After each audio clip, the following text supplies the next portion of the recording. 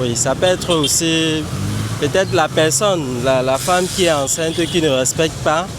Je ne sais pas, il y a des choses qu'elle ne doit pas consommer. Par exemple, l'alcool, la drogue, qui peuvent être à l'origine des fausses couches. Il y a d'abord l'ignorance. Les fausses couches sont d'abord, c'est la chose d'abord de la femme, parce que c'est la femme qui est porteuse. Lorsqu'une grossesse s'interrompt, les regards se tournent presque toujours vers la femme. Pourtant, les spécialistes rappellent que l'homme peut aussi être à l'origine de certaines fausses couches. Âge, qualité de spermatozoïdes, mode de vie ou encore maladie génétique, la responsabilité est souvent partagée. Au Cameroun, comme ailleurs, une fausse couche est souvent vécue comme une épreuve douloureuse. Mais au-delà de la souffrance, elle s'accompagne parfois de culpabilisation, principalement dirigée vers la femme. J'étais enceinte de 8 semaines. 8 semaines et dans l'après-midi, j'étais au travail. J'ai commencé avec le perte de sang, mais ce n'était pas aussi abordable. C'était juste quelques gouttes de sang. Et dans ma tête, j'ai dit que le lendemain, je vais voir le gynécologue pour le suivi parce qu'elle n'avait pas encore commencé les visites prénatales. Bon, le lendemain, j'ai vu le gynécologue. On m'a fait l'échographie et on me fait pas que c'était déjà avortement incomplet. Bon, la plupart de la partie de la conception était déjà dehors. Bon, j'étais en train de faire une fausse couche. Il fallait juste évacuer. Oui, après 2012, j'ai encore eu 2 autres fausses couches successivement en 2016. Pour moi, le pas de mon époux, je n'ai même pas pensé à ça. J'ai pensé tout à moi.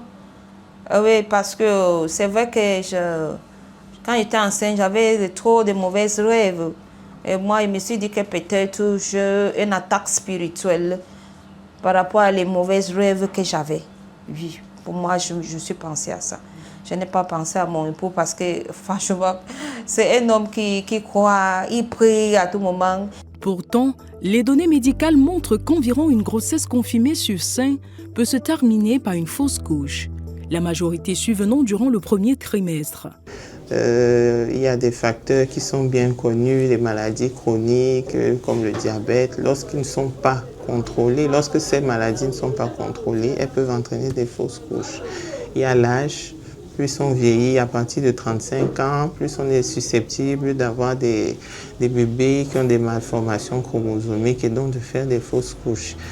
Mais un aspect reste encore largement méconnu, le rôle de l'homme. Les hommes ne sont pas en reste.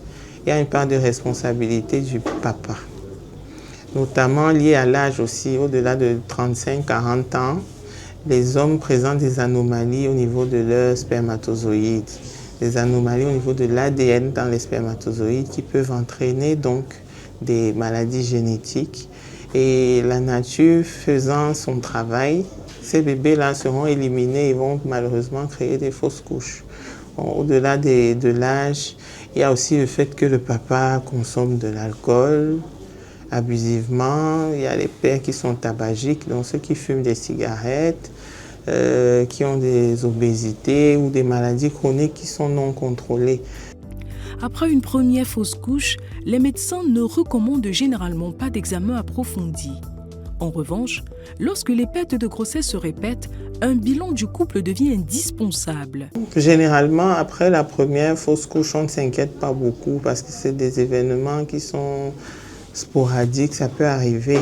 Tous les couples normaux peuvent faire des fausses couches et c'est quelque chose qui est assez courant.